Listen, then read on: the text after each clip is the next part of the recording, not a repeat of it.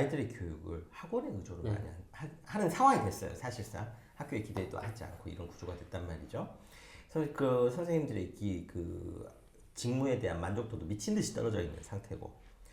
자, 그렇다면 많은 경우에 학교에서 하는 교육이 그 사교육보다 되게 불합리하고 비효율적이다라는 그런 인식들이 좀 있는데, 그런 부분들이 왜 생겼을까? 그리고 그 얘기가 맞을까? 내지는 이 개선의 가능성이 있나?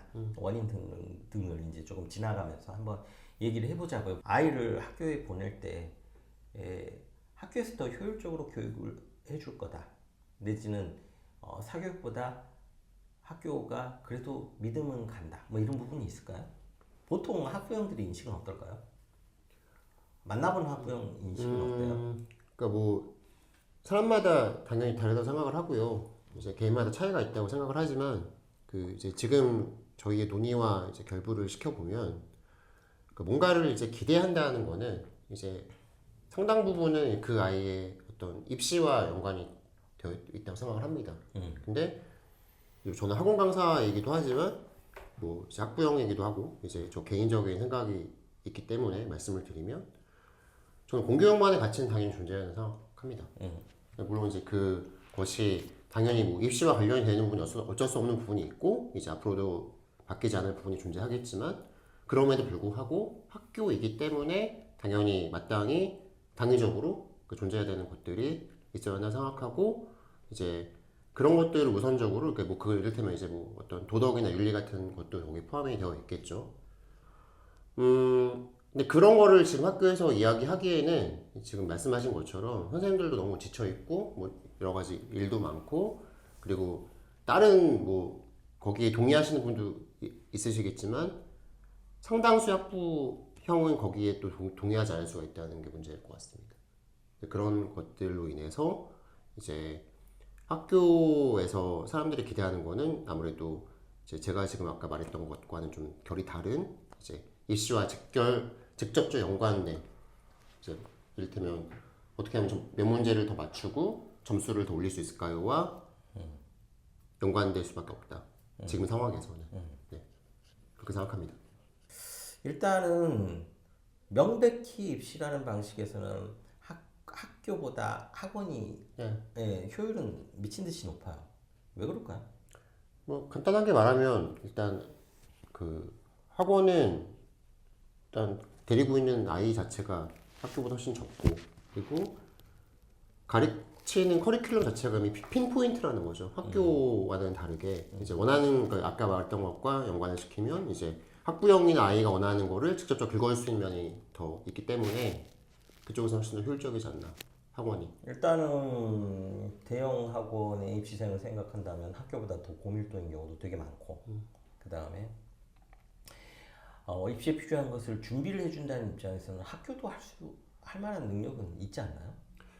그 이제 선생님의 의지와 이욕도 좀 문제가 될 것 같은데요. 물론 이제 그 공교육 내에서도 그런 걸 열심히 준비하시고 훨씬 사교육보다도 더 좋은 커리큘럼을 가지고 있는 교사분들도 많은 걸로 알고 있습니다만은 그런 교사분보다는 그렇지 않은 이제 소위 경무에 지치고 이제 아이들을 통제하고 관리하는 데 바쁜 선생님들이 이제 그런 것들을 개발하고 뭔가 새로운 거를 내놓기에는 좀 시간적인 여유 그리고 심적인 여유가 좀 없지 않을까 라고 생각하고 있습니다.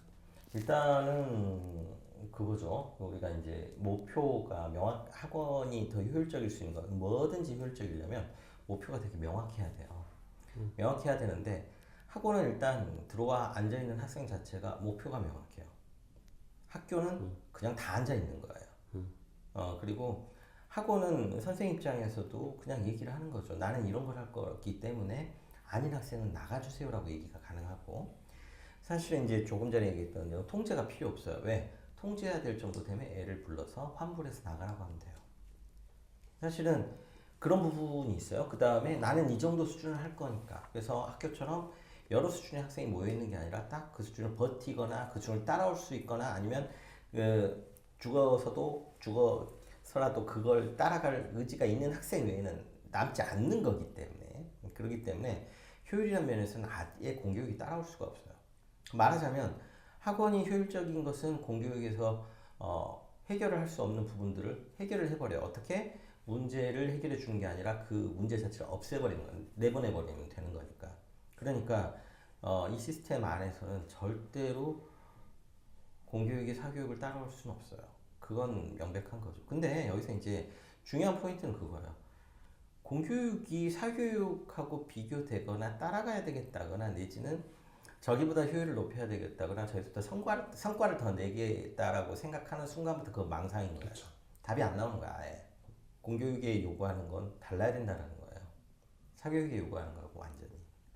물론 이제 공교육에서는 공교육의 커리큘럼이라는 게 존재하기 때문에 그러니까 말하자면 조금 전에 얘기했던 단점이 어떻게 보면 공교육의 전부 장점이기도 해요. 그렇죠. 예.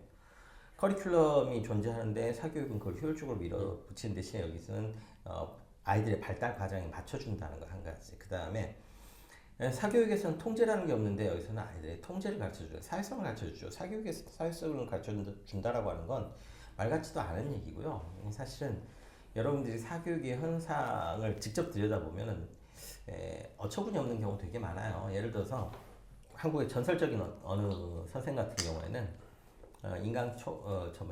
그 대형학원 초창기에 전설적인 선생 같은 경우에는 하루에 한 명씩 내보내요. 어떻게 내보내냐면 애를 병실을 만들어 버려요. 그냥 한 놈 찍어. 그냥 들어가서 오늘은 쟤를 그만두게 해야 되겠다. 그래서 이제 처음부터 끝까지 욕도 하고 뭐 온갖 그 인간 비하적인 얘기까지 다 해가지고 애가 나가. 그러면 정말 웃긴 게 애들이 와 선생님 왜 저래가 아니고 그 킥킥대고 웃으면서 재밌어하죠. 예, 재밌어하고 걔가 치우고 나가는 거 그거 보면 킥킥대면서 그게 전형적인 영화의 방식이거든요. 스펙타클을 만들어서 맞아. 주의를 글로 쏠리게 한 다음에 한 명을 배제시켜버리는 아주 맞아. 좀 비열한 방식이죠. 그러니까 그런 뭐 200명, 300명 있는 데서 하루에 한 명씩 가지고 30명 날려도 애들은 낄낄대면서 좋아해요. 미안하지만 인격적으로 성숙된 애들이 아니란 말이에요. 결국은 학교가 어떤 방향성을 잃은 것은 거꾸로예요. 방향을 안 줬기 때문에. 지금 뭐 선생님들이 할 수 있는 게 아무것도 없어요. 통제도 안 돼. 애들이 돌아다니는 거 뭐라고 하면 아동학대로 신고받아가지고 그러면 법이나 이런 법을 하는 분들이 아니 이건 말이 안 돼라고 이제 선도 그어줘야 되는데 자기들도 책임 이리저리 떠넘기고 하다 보니까 계속해서 소송에서 밀리고 막 이렇게 되다 보니 그런 걸 경험한 애들이 아 엄마 아빠가 돈과 힘이 있으니까 선생님도 쫄게 만들 수 있겠네. 내가 다른 새끼들도 이런 애들을 만들어가는 과정인 거예요. 그러니까 이 공교육의 지금 가장 힘든 파트가 어떤 방향성을 아예 안 줬다라는 거. 이게 진짜 심각한 문제죠. 그러니까 공교육을 그만둔 선생님들의 마음이 이해가 돼요. 이게 이제 자기 소신껏 소신도 없는 상태가 돼야 되고 애들하고 트러블만 안 만들면 다행인 상황으로 만들어 버리니 잡무는 또 엄청나게 많죠. 관료주의화가 되는 거죠. 그렇죠. 네. 하나의 부품으로 되어버리면, 그러니까 소위 말하는 이제 문제의식이 상실되어버리면 자기가 지내긴 편하니까. 그렇죠. 네. 그걸 아예 버리는 게 편하지. 그걸 못 버리고 그걸 움켜쥔 사람은 결국 나와야 되는 상황이 벌어지니까. 학교 정책에서도 정말 마음에 안 드는 것 중에 하나가 CCTV가 학교에 안 들어가죠. 애들을 찍어야 되는데 아니 우리가 지금 이거 찍는 공간에도 있고 길거리에도 있고 아니 어느 강의실에 가도 있고 근데 애들 교실에만 CCTV가 없어. 그러면서 애들 관리를 하겠다라고 하는 게 말이 되겠냐라고요.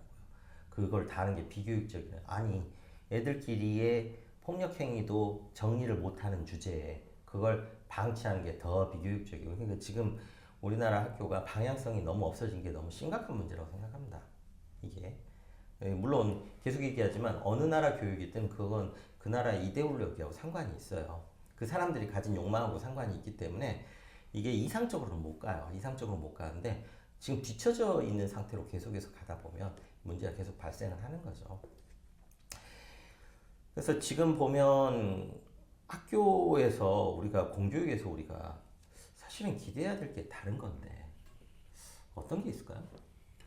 뭐 지금 홍준 선생님 말씀에서 다 나온 것 같은 답은, 그러니까 학교는 당연히 이제 학원이 지향하는 바랑은 다른 지향점과 이상을 갖고 있어야 하고요. 그리고 지금 말씀하신 것처럼 이상과 현실은 다른 거를 저희도 너무 잘 알고 있습니다. 뭐 이제 현실이 드라마틱하게 극적으로 단기간 내에 바뀌지 않을 것이고 뭐 유지될 수도 있겠죠. 근데 이런 이야기를 하는 이유는 그런 이상과 어떤 방향성을 계속 이야기해야지만 그래도 점진적으로 바뀝니다. 그렇죠. 네. 그래서 그런 뭐 큰 어떤 스트림이나 흐름의 변화까지는 일으키지 못하더라도 조금씩 어떤 인식이나 생각의 변화 정도를 일으키는 게 이제 저희의 목표이기도 하고 그런 점에서 학교도 자꾸 이제 그런 선생님들이 혹은 이제 뭐 교원분들이 되겠죠. 크게 볼 때는 좀 더 이제 대의적이고 좀 더 그러니까 물론 입시도 되게 중요하지만 입시 말고도 이제 바로 옆에 있는 친구나 교우를 잘 대하는 방법 그리고 뭔가 공동체에서 이제 어떻게 잘 적응하고 이제 잘 살아갈 수 있는 방법을 우선적으로 가르치는 게 좀 맞다고 생각하기 때문에 당연히 이제 그런 것들을 조금씩 더 강조하는 방식으로 가는 게 좋은 방식으로 저는 생각합니다. 그러니까 쉽지 않겠지만. 네. 일단은 지금 우리의 방식은 사실은 길을 잃어버렸다는 거예요. 옛날 방식이 옳은 방식은 아니지만 그래도 애들 입시에 지식의 생산 공장으로서 애들에게 쑤셔놓고 이렇게 애들을 보내야 돼. 쥐업해서라도 분위기는 잡아야 돼. 이런 식의 기본적인 선은 존재했었는데 지금 그 선이 다 없어요. 계속 합의만 하는데 사실 합의라고 하는 것이 100% 합의라는 것은 없는 거예요. 그건 상상 속에나 있는 거지. 시끄러워도 우리가 논의를 계속하면서 어떻게 하면 공교육이 가지는 공교육만의 성질이 있겠느냐 이 얘기를 해야 되는 것이 포인트고 그런 얘기들이 이제 유튜브나 이런 공간에서 끊임없이 있어야 하는데 그런 것이 좀 없고 우리가 어떻게 하면 성적을 더 받나라는 얘기만 미친 듯이 하고 있으니까 한계는 좀 있는 것 같다. 뭐 이런 얘기가 오늘 얘기의 포인트일 것 같습니다.